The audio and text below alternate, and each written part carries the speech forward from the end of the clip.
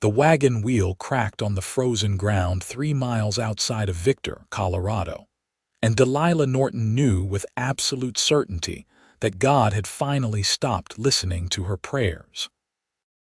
She stood in the bitter January wind of 1876, staring at the splintered wood that represented her last connection to anything resembling hope, while her stomach twisted with a hunger so profound it had become a constant companion over the past 2 weeks.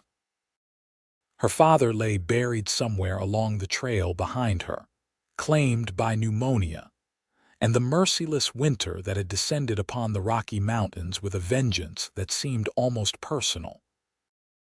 The small pouch of coins he had left her was long gone, traded for bread and shelter in the last town. And now she faced a choice that no woman of 22 years should ever have to make. Delilah pulled her threadbare coat tighter around her thin frame and began the walk toward Victor, leaving the broken wagon behind like a coffin for dreams she had once harbored about starting fresh in Colorado with her father. The mining town appeared on the horizon like a collection of rough-hewn promises, smoke rising from chimneys into the gray sky, and she forced her frozen feet to keep moving even though each step brought her closer to a decision she had been avoiding since her father took his last rattling breath. Marriage to a stranger or starvation. Those were the options for a woman alone in this unforgiving territory, and she had already felt the gnawing emptiness of the latter long enough to know it was a slow and miserable death. The main street of Victor stretched before her like a judgment, lined with saloons and supply stores, and the hard faces of men who looked at her with either pity or something far worse. She kept her eyes down and made her way toward a building with a painted sign that read "General Store," hoping that perhaps there might be work, though she knew the answer before she even asked. The proprietor, a barrel-chested man with suspicious eyes, looked her up and down and shook his head before she could finish her request. "Got no work for women here," he said, not unkindly but with the finality of someone who had said these words before. Mining town does not have much call for seamstresses or cooks beyond the boarding houses, and they are all full up for winter. "Anything," Delilah heard herself say, hating the desperation in her voice.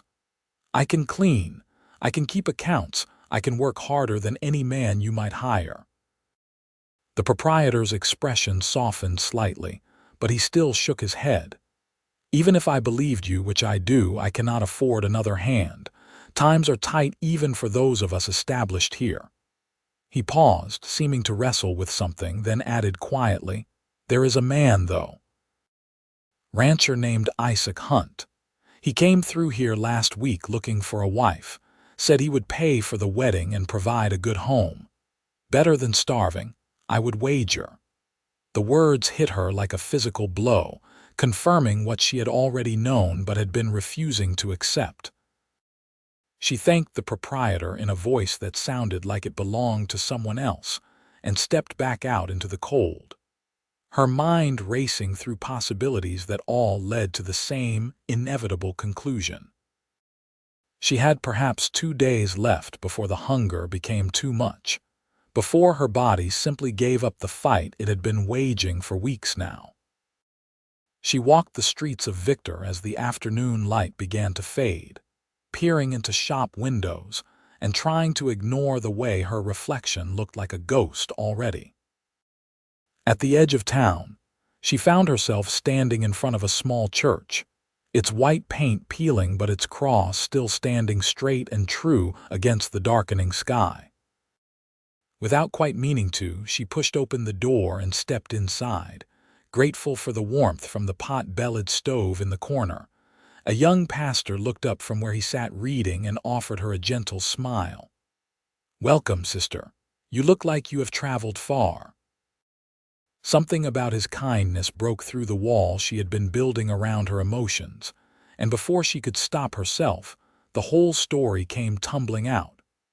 Her father's death, the broken wagon, the hunger that had become her constant shadow, and the impossible choice she now faced. The pastor listened without interruption, his expression growing more troubled with each revelation. "This rancher the storekeeper mentioned," Delilah finally asked, her voice barely above a whisper. "Do you know him? Is he a good man?" The pastor was quiet for a long moment, choosing his words carefully. "Isaac Hunt owns land about 5 miles north of here, runs cattle and horses. He comes to services sometimes when weather permits.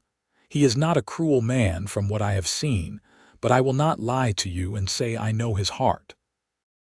What I do know is that he lost his wife 3 years back to childbed fever, and he has been alone since. I think perhaps he is more lonely than anything else." Delilah nodded slowly, processing this information.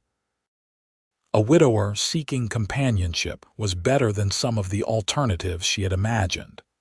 "Would you be willing to send word to him, to tell him there is a woman here who might consider his offer?" The pastor's eyes filled with sympathy and something that looked like resignation. "I will do better than that. I will take you to him myself tomorrow morning if you are certain this is what you want. But tonight, you will stay with me and my wife. We do not have much, but we have soup and a warm place to sleep, and no one should make such a decision on an empty stomach." That night, lying on a cot near the stove in the pastor's modest home, Delilah stared at the ceiling and tried to imagine what her life would become. She had always thought she would marry for love, the way her parents had. She remembered her mother, dead now these 5 years, and how she used to look at her father like he hung the moon and stars. That was what marriage was supposed to be, not this desperate bargain, this exchange of companionship for survival. But survival was not something to dismiss lightly, not when the alternative pressed in from all sides with teeth and claws.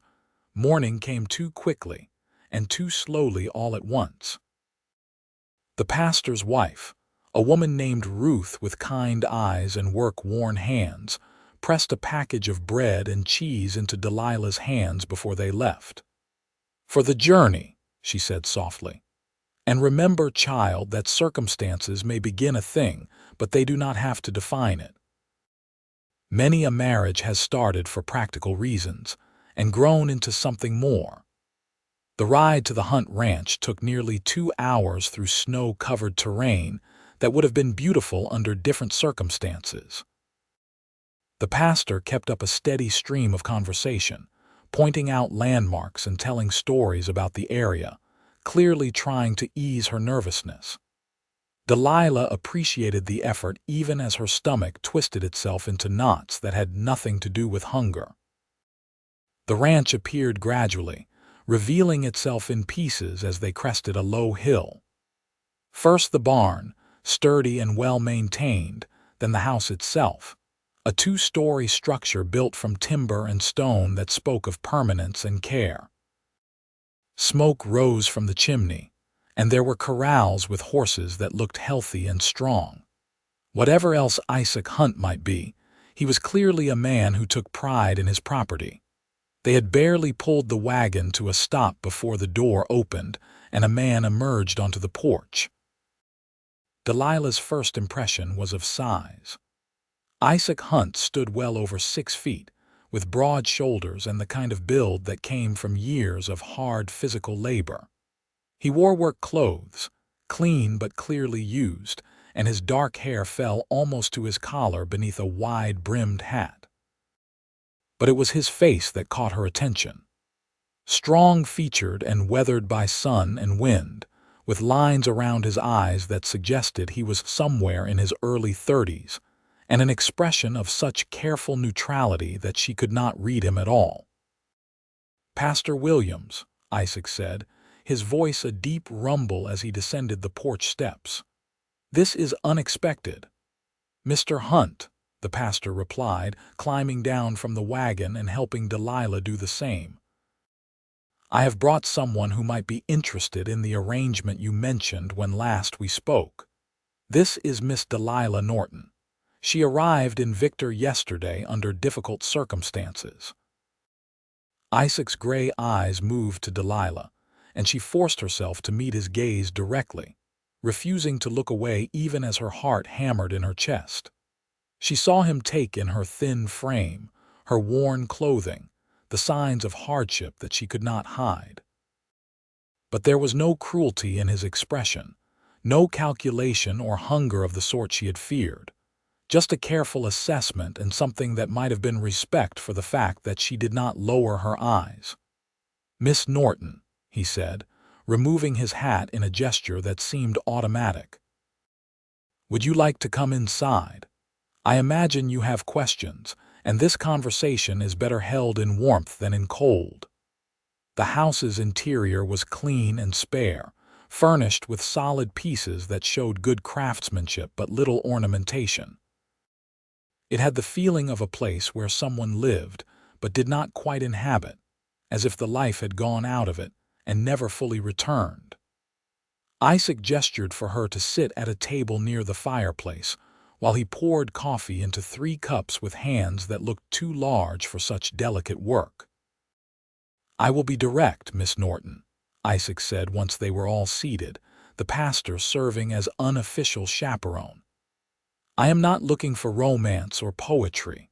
What I need is a partner to help run this ranch, someone to share the work and the burden of building something lasting here.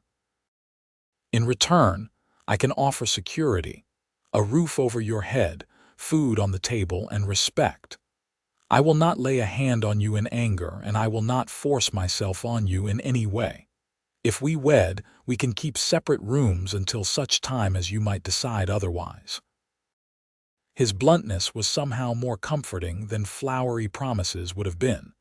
Delilah wrapped her hands around the warm cup and felt the heat seep into her frozen fingers. "Why?" she asked. "Why do you want a wife if not for companionship?"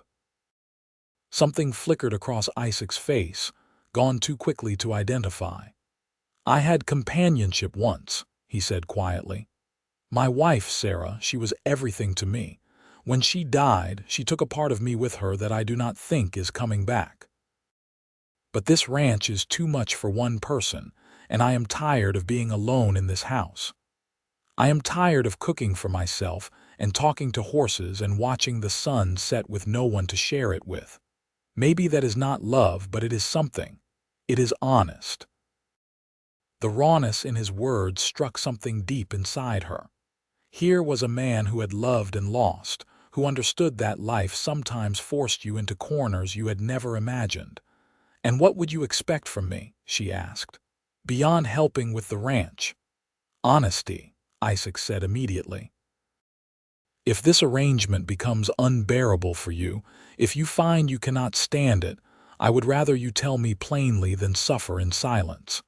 And time. Give it a fair chance before deciding it cannot work. Beyond that, I expect what any partner expects. Someone who pulls their weight, who keeps their word, who shows up when things get hard instead of running." Delilah looked at the pastor, who gave her an almost imperceptible nod of encouragement. She thought about the broken wagon on the trail, about the gnawing hunger that had been her companion for weeks, about the bleakness of her alternatives.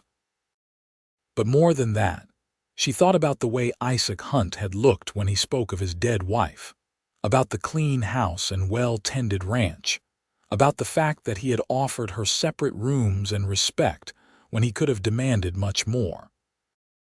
"I will do it," she said, the words coming out stronger than she felt. "I will marry you, Mr. Hunt, but I want your word that if I work hard and keep my end of the bargain, you will never hold this over me, never throw it in my face that I came here with nothing." Isaac extended his hand across the table, and after a moment's hesitation, she took it. His grip was warm and calloused and surprisingly gentle. "You have my word, Miss Norton, and I promise you this as well: you will never go hungry under my roof. Whatever else happens, whatever this becomes or does not become, that much I can guarantee." They were married 3 days later in the small church where Delilah had first poured out her heart to Pastor Williams. She wore a simple dress that Ruth had helped her make over from fabric Isaac provided, and he wore a clean suit that looked slightly uncomfortable on his large frame. There were no guests beyond the pastor's wife and a neighboring rancher who served as witness. When the pastor pronounced them husband and wife, Isaac did not kiss her, only took her hand and squeezed it once before releasing it. The ride back to the ranch as Mrs. Hunt felt surreal, like watching someone else's life unfold. Isaac drove the wagon in silence, and Delilah stared at the landscape, trying to memorize the exact moment when her life had irrevocably changed direction. When they arrived, he helped her down with the same careful courtesy he had shown since they met, then gestured toward the house.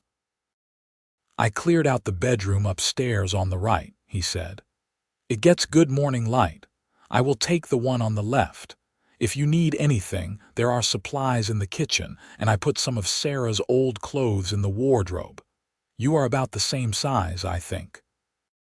She would want them used rather than sitting in a trunk. The mention of his dead wife should have been awkward, but somehow it was not. There was no comparison in his tone, no expectation that Delilah would somehow replace what he had lost. Just practicality and a kind of gentle honesty that was becoming familiar. That night, lying in a real bed for the first time in months, with a full stomach and a roof that did not leak, Delilah should have felt relief. Instead, she felt a complicated tangle of emotions she could not quite name. Gratitude, certainly, and a measure of relief, but also a profound sadness for the life she had imagined and would never have, and a strange sort of anticipation for what this arrangement might become. The next morning began before dawn with a knock on her door, and Isaac's voice calling that breakfast was in an hour if she wanted to join him. She dressed quickly in one of Sarah's old work dresses, finding it fit reasonably well, and made her way downstairs to find Isaac already cooking eggs and bacon at the stove. "Can you ride?" he asked without preamble as she entered the kitchen. "I can," she said. "My father taught me when I was young." "Good. After breakfast, I will show you the property, introduce you to the operation. We have about 300 head of cattle, 50 horses in various stages of training, and 2 hired hands who come in during the busy seasons. Right now it is just us, but spring calving will start soon and then things get hectic." The tour took most of the morning, and with each passing hour, Delilah gained a new appreciation for the scale of what Isaac had built. The ranch stretched over several hundred acres of grazing land, with natural springs that kept water flowing even in the driest months. The barn was immaculate, the equipment well maintained, the animals healthy and content. Isaac explained everything with the patience of a natural teacher, showing her how to check the stock, where the boundaries lay, which areas to avoid when storms came through. "You built all this yourself?" she asked at one point, genuinely impressed. Isaac shook his head. "My father started it back in '68. He came out here after trying his hand at mining and deciding he preferred working with living things. I took over when he died in '72, and Sarah and I were building it up when she passed. It is not the biggest spread in Colorado, but it is mine, and it is honest work." Over the following weeks, they settled into a routine that was surprisingly comfortable. Isaac would wake before dawn and start the morning chores while Delilah made breakfast. They would eat together in companionable silence, then split up to tackle the day's work. She discovered she had a knack for the account books, organizing his scattered records into a system that actually made sense. She also took over the kitchen completely, finding a genuine pleasure in cooking for someone who appreciated every meal like it was a gift. The separate bedrooms remained exactly that, separate. Isaac never pushed, never suggested anything more than their business arrangement. But Delilah found herself noticing things about him as the days passed. The way he was gentle with the horses, talking to them in a low voice as he worked. The way he always made sure she had the easier tasks when the weather was particularly bitter. The way he listened when she spoke, really listened, as if her thoughts and opinions carried actual weight. 6 weeks into the marriage, a late winter storm rolled in with a fury that surprised even Isaac. The temperature dropped dramatically overnight, and by morning the world was a howling white void of wind and snow. Isaac came downstairs bundled in his heaviest coat, his expression grim. "I have to check on the cattle in the north pasture," he said. "They were already stressed from the cold, and if they drift into the ravines, we could lose a significant number. I need to redirect them toward shelter."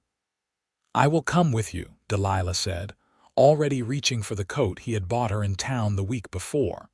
"No," Isaac said firmly. "This storm is dangerous. I need you here keeping the fires going and making sure the pipes do not freeze. If I am not back by dark, there is a rope from the porch to the barn. Do not go beyond that." He was gone before she could argue, disappearing into the white chaos on horseback. The day passed with agonizing slowness. Delilah kept busy stoking fires and preparing hot food, but her eyes kept drifting to the windows where nothing was visible beyond the violent dance of snow. Noon came and went, then afternoon. As the light began to fail and Isaac still had not returned, fear became a living thing in her chest. She had just decided to risk the rope to the barn when she heard hoofbeats and shouting.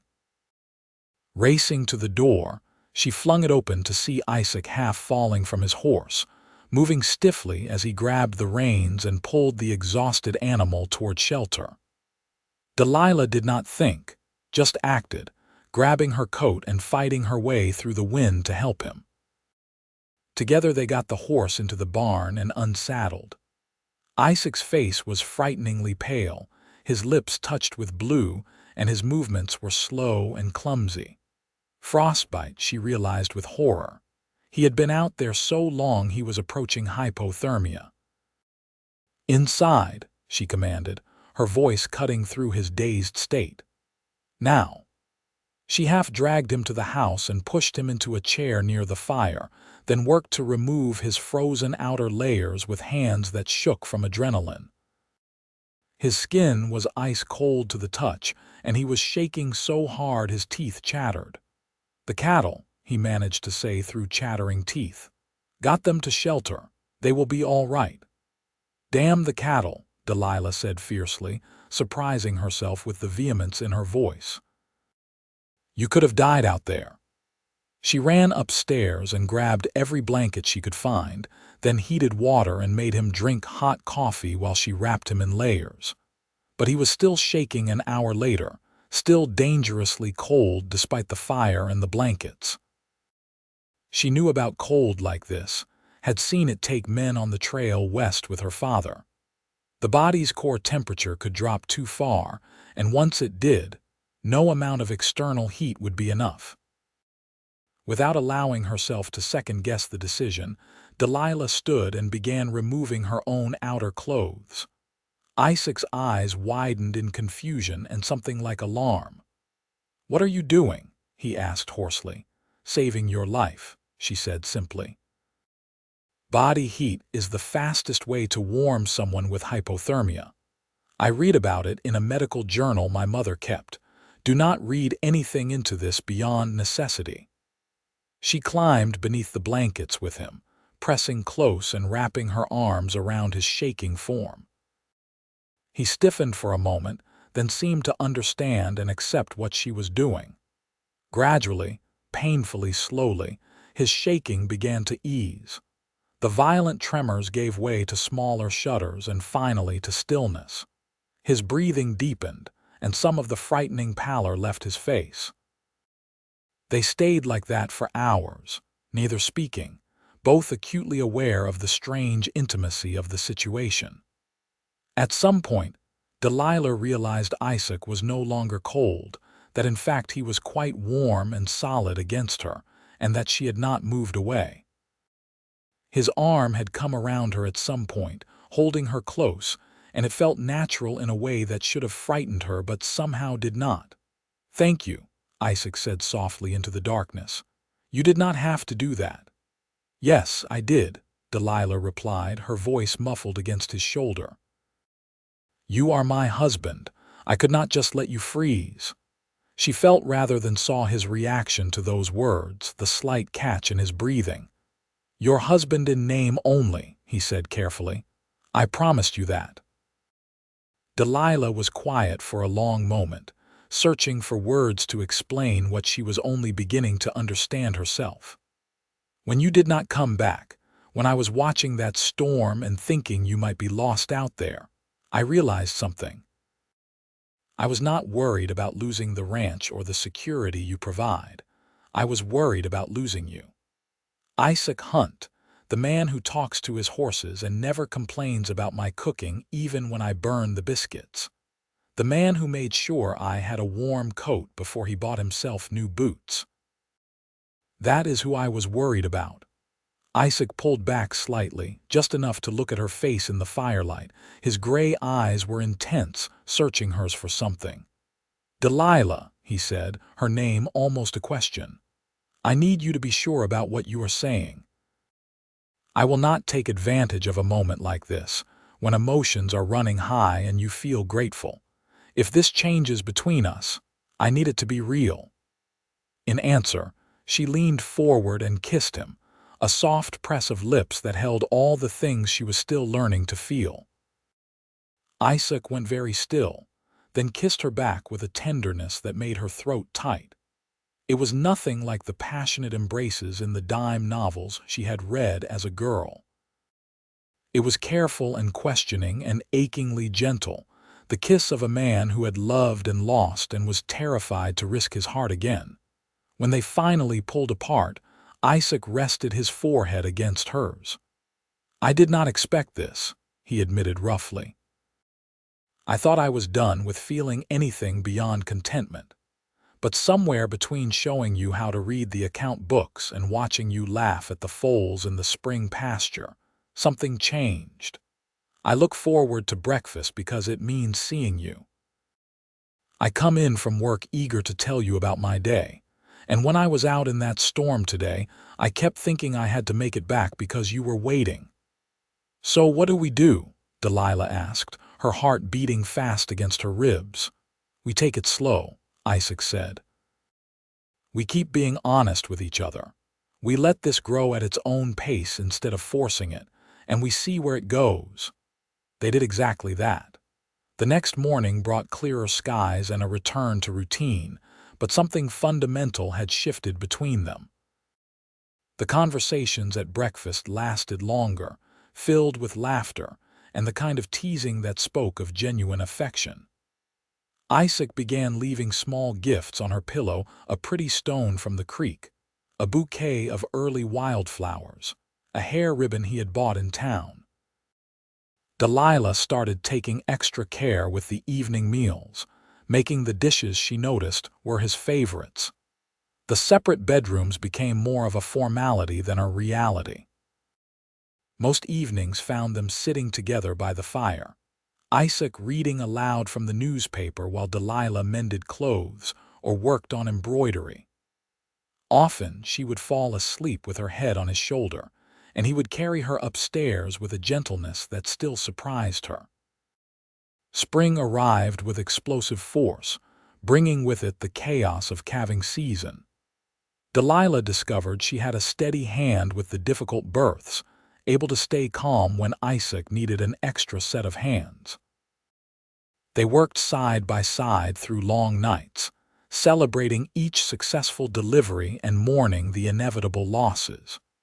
The shared purpose bound them together in new ways, building a partnership that went beyond their original arrangement.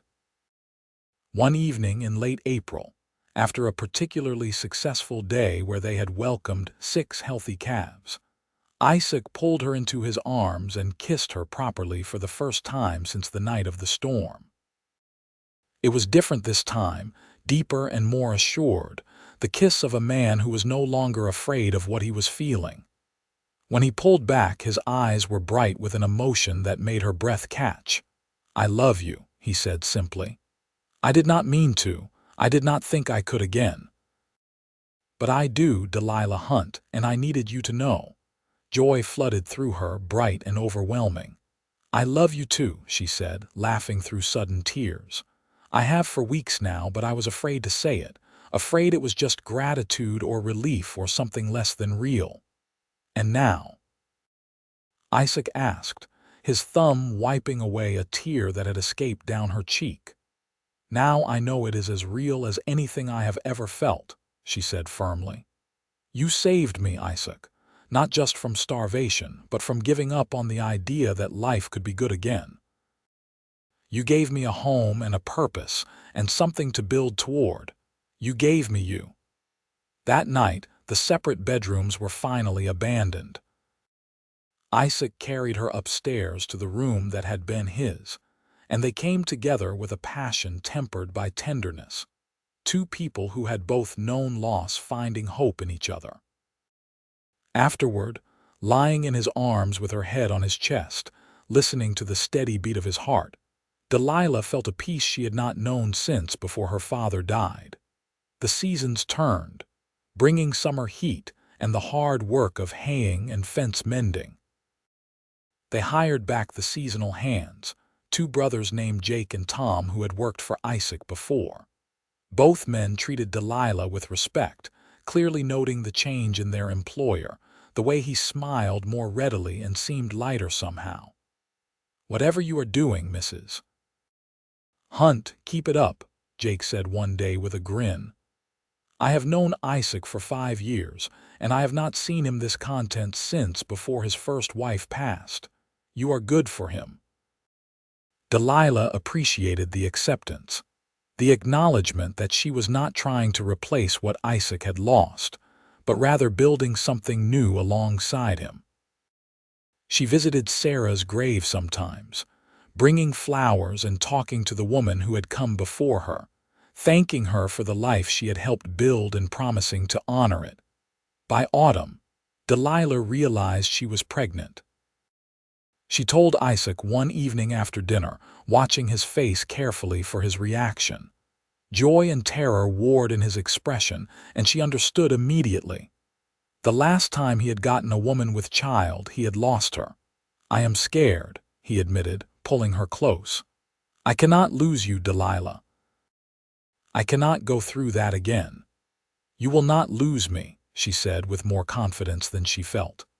"I am strong and healthy, and I will fight to stay with you. We are in this together, remember, partners."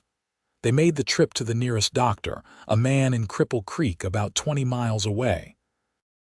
He examined Delilah thoroughly and pronounced her in excellent health, with no signs of the complications that had claimed Isaac's first wife.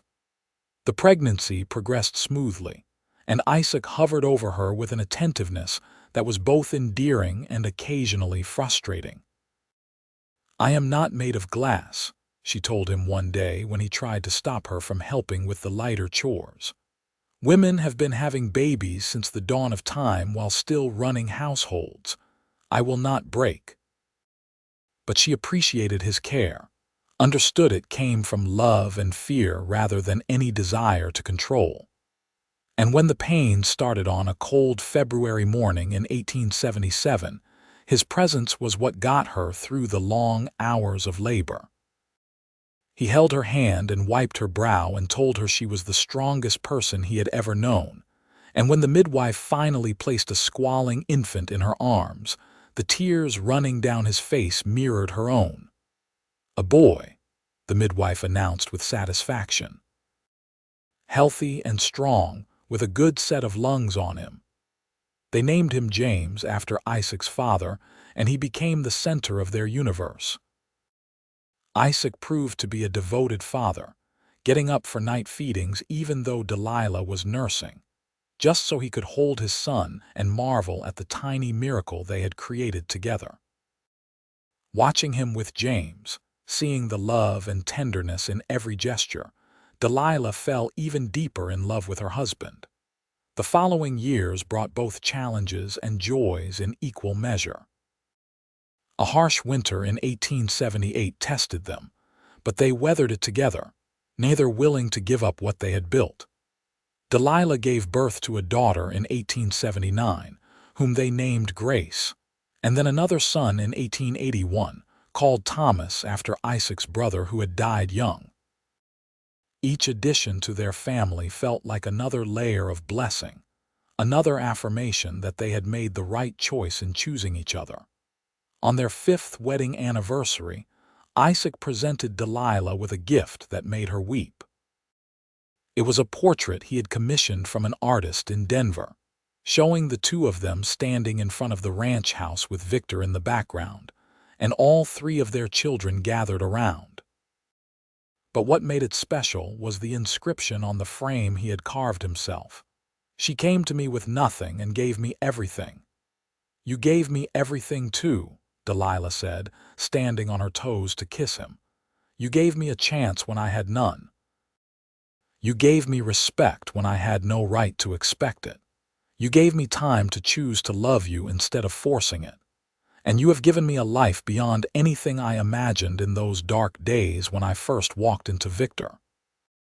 They stood together on the porch that evening, watching the sun set over the mountains that had once seemed so forbidding. James, now 5, was teaching 3-year-old Grace how to whistle, while baby Thomas dozed in Isaac's arms. The ranch spread out before them, prosperous and thriving, a testament to their combined work and dedication. "You ever regret it?" Isaac asked softly. "That you did not have a choice, that circumstances forced you into this marriage?" Delilah was quiet for a moment, thinking back to that desperate girl who had walked into Victor 6 years ago with no options and no hope. "I regret that I had to make the choice I did," she said honestly. "I regret that the world is set up in such a way that women must sometimes trade their autonomy for survival. But do I regret choosing you specifically, regret the life we have built? Not for a single moment. You kept your promise, Isaac. You made sure I never had to choose between starvation and dignity again. You gave me a partnership where my voice matters, where I am valued for more than just what I can provide. You gave me love that I did not dare hope for." Isaac shifted Thomas in his arms and pulled her close with his free hand. "You saved me just as much as I saved you," he said. "I was existing, not living, going through the motions but feeling nothing. You brought laughter back to this house. You brought hope. You brought a future I actually wanted to see." The years continued to unfold, bringing the normal struggles and triumphs of ranch life. The children grew tall and strong, learning the business alongside their parents.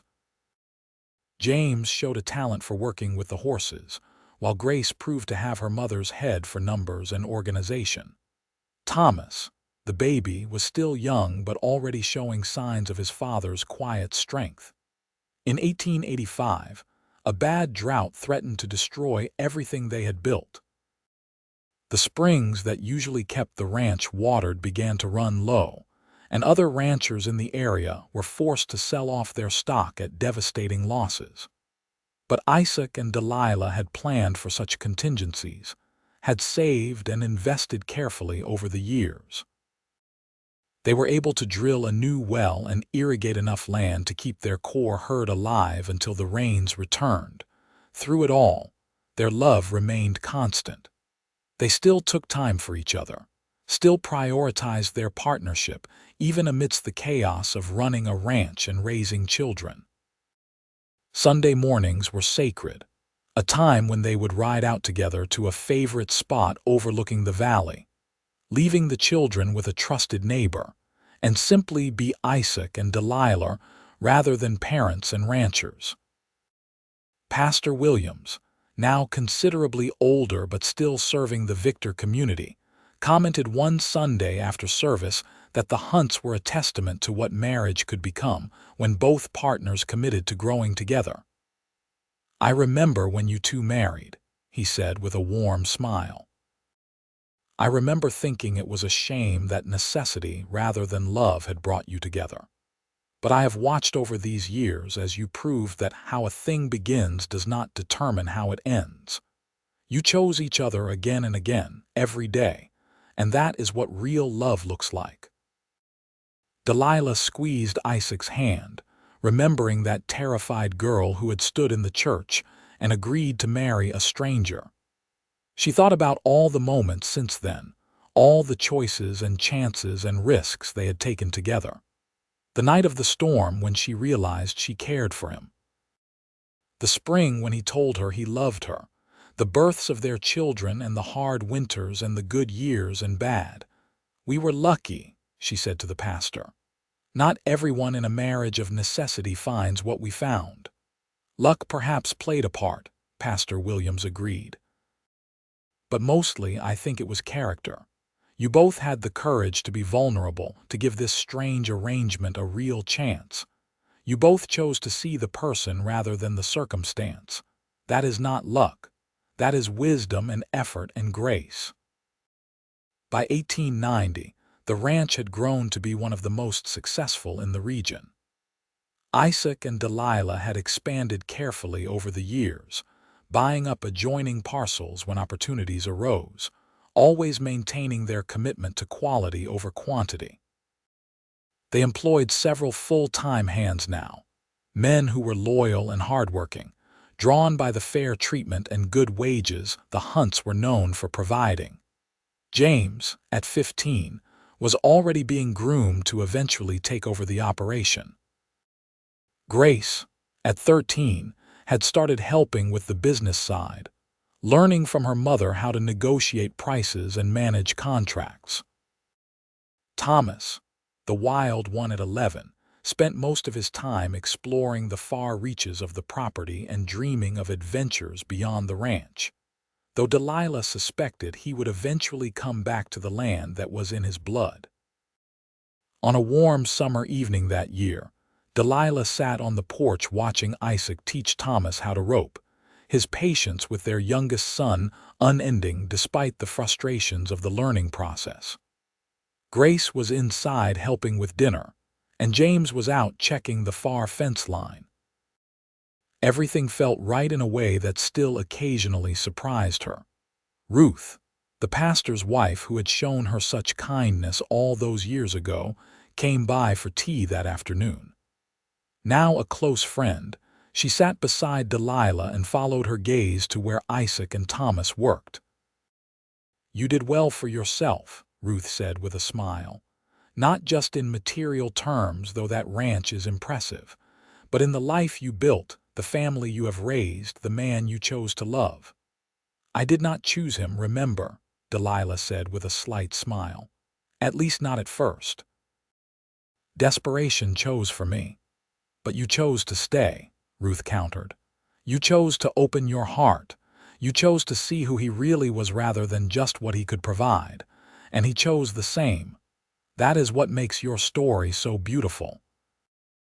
It started with necessity, but became something transcendent." Delilah nodded slowly, acknowledging the truth in those words. She thought about the girl who had arrived in Victor with a broken wagon and empty pockets, facing a choice that had seemed impossible. Marriage to a stranger or death by degrees. It had not felt like a choice at all, but rather a surrender to the inevitable. But what had come after, that had been a choice. Every morning she had chosen to make his favorite breakfast. Every evening he had chosen to ask about her day and actually listen to the answers.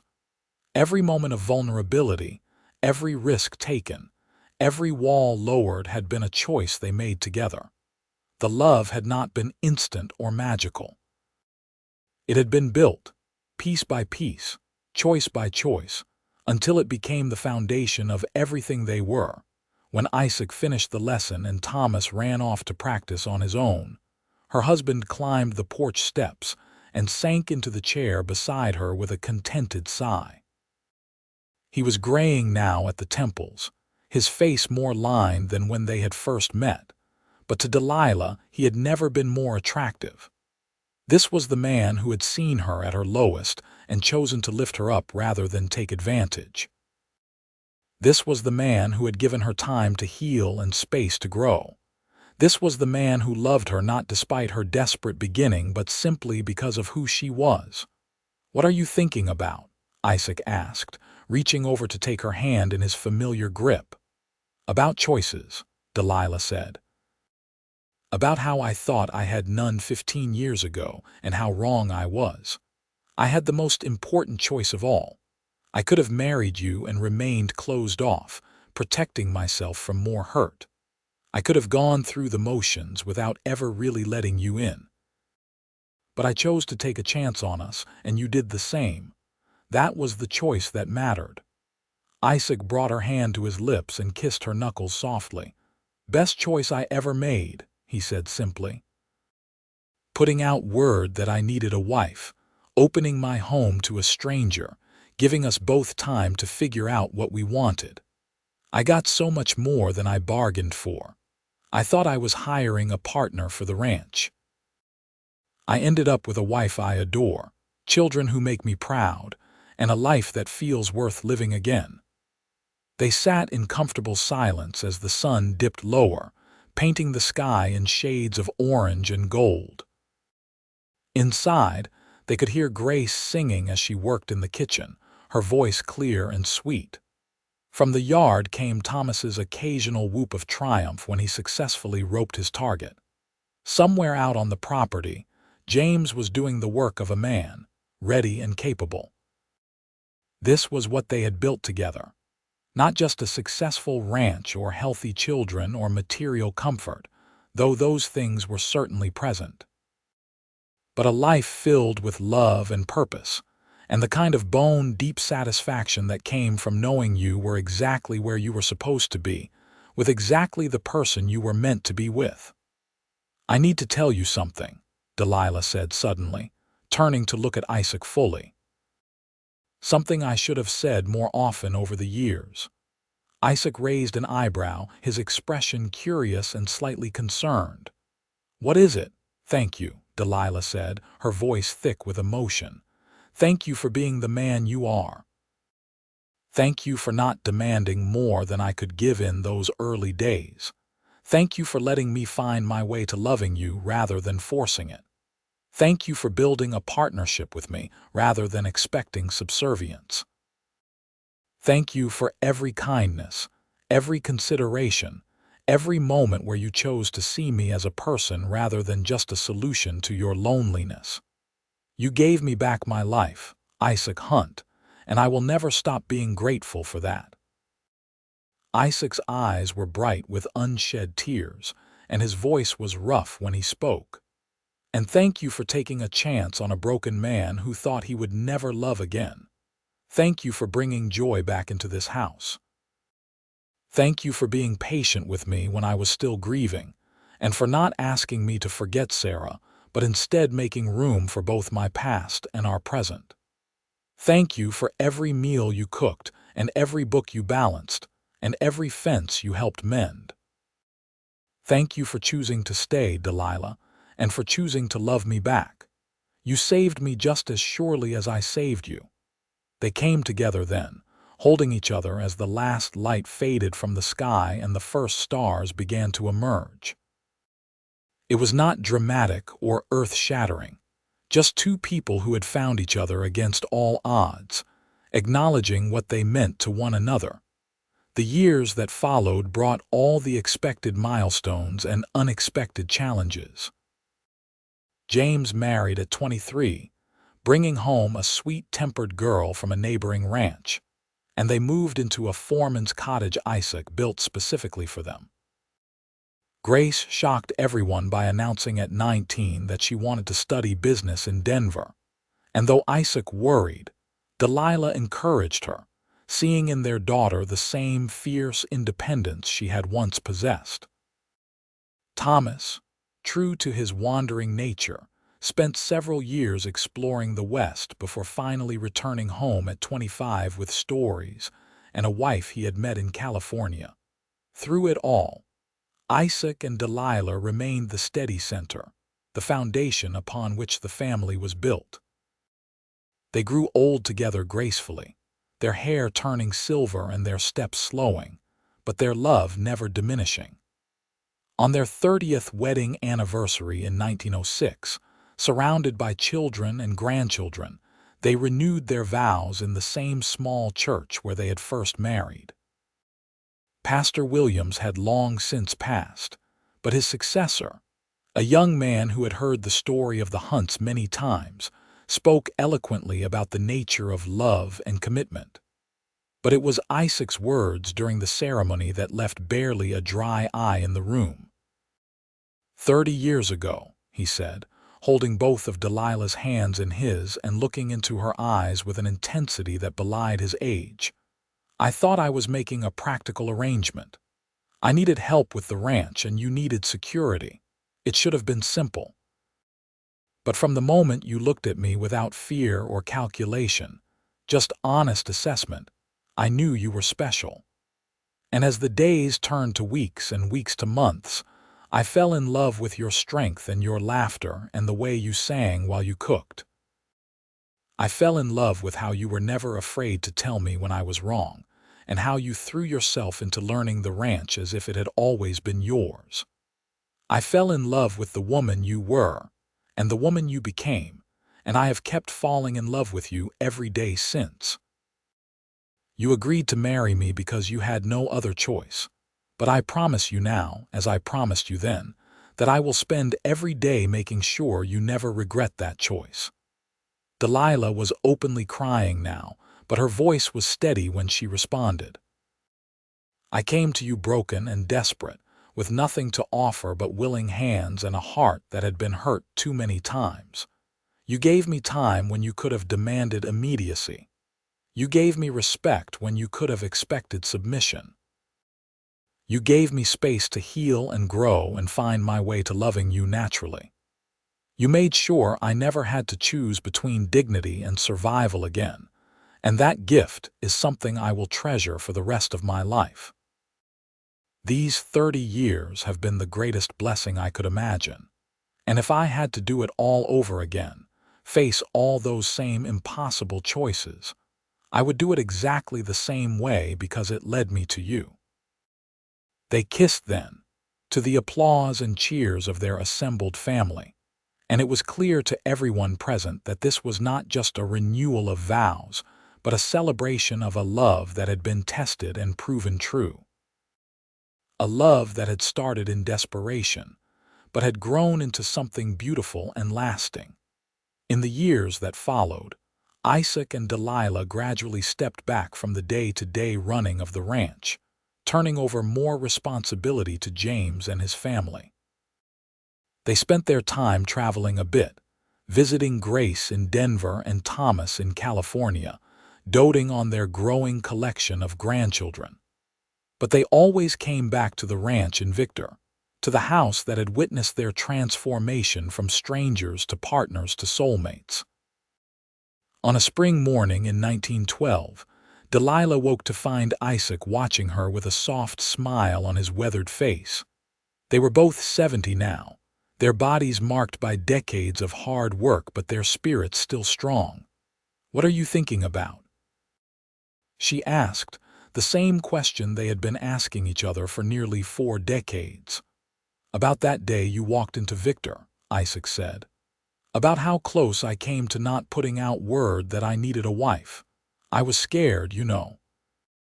Scared of being hurt again, scared of letting someone new into Sarah's house. But I was more scared of being alone for the rest of my life, of dying without having truly lived again.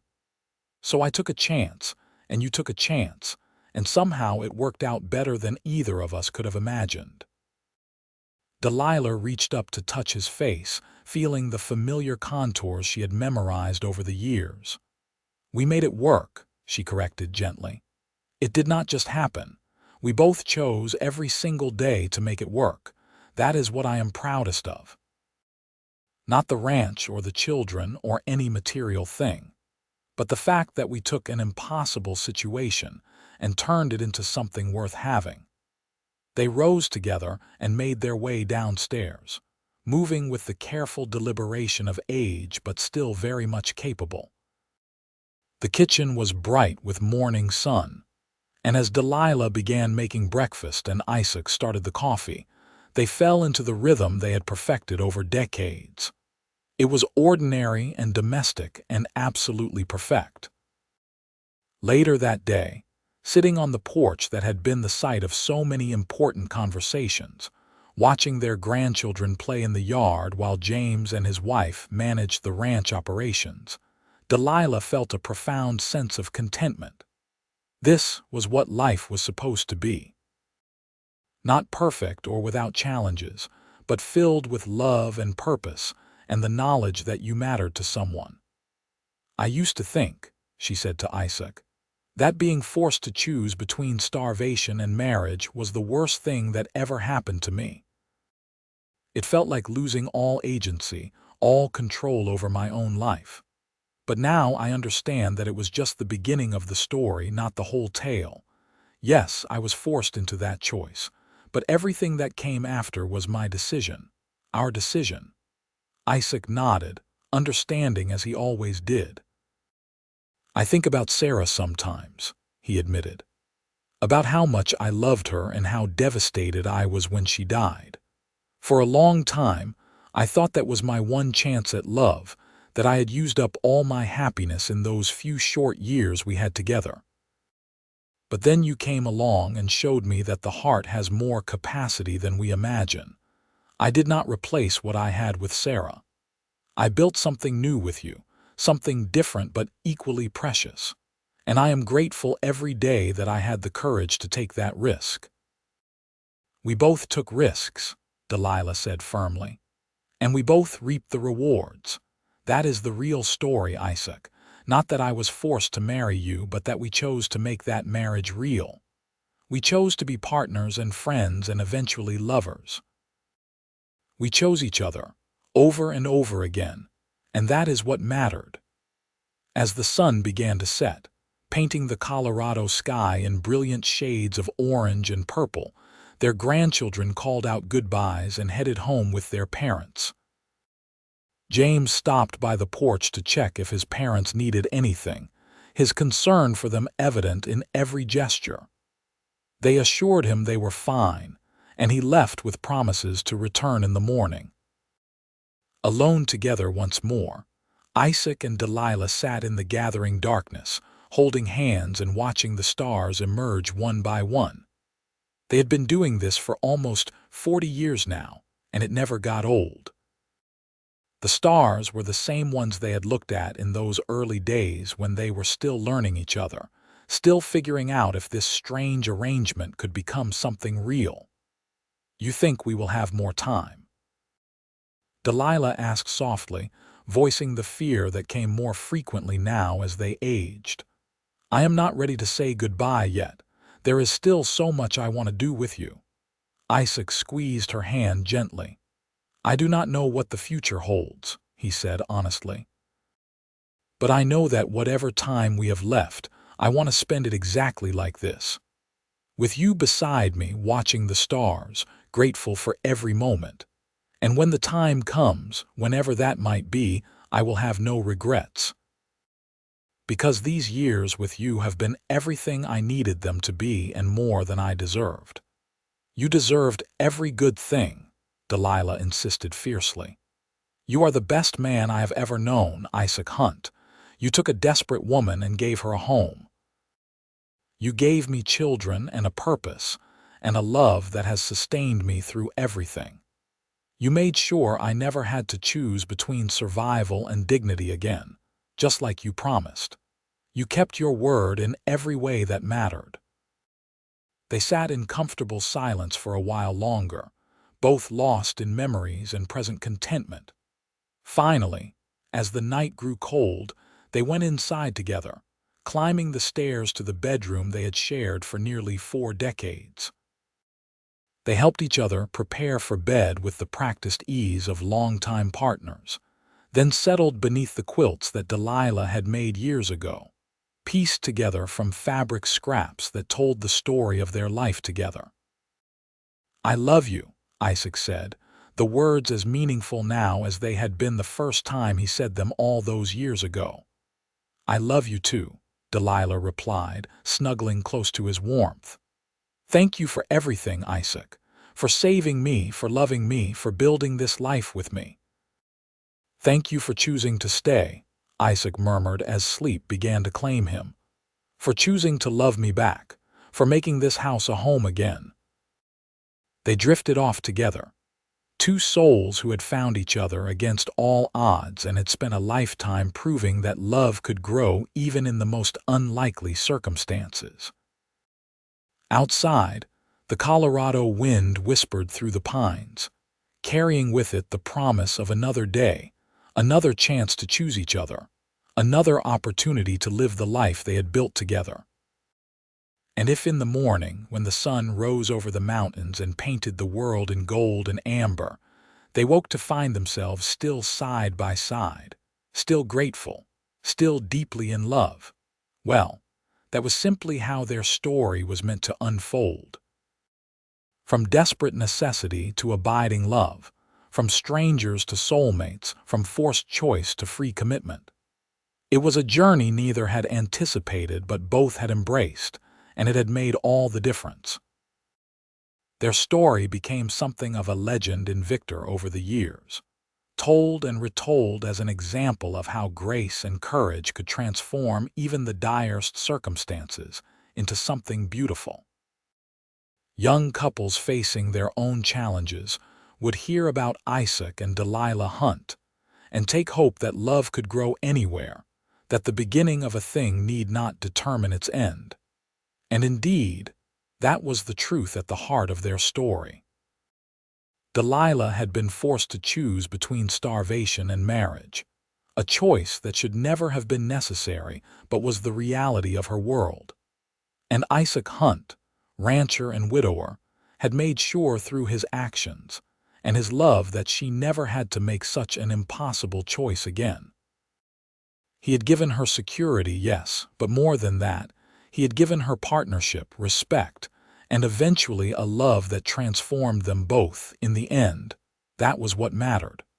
Not how they started, but what they built together. Not the force that brought them together, but the choices they made every day to stay together.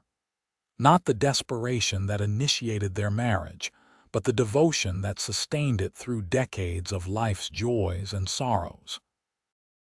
They lived out their days in contentment, surrounded by the family they had created and the legacy they had built.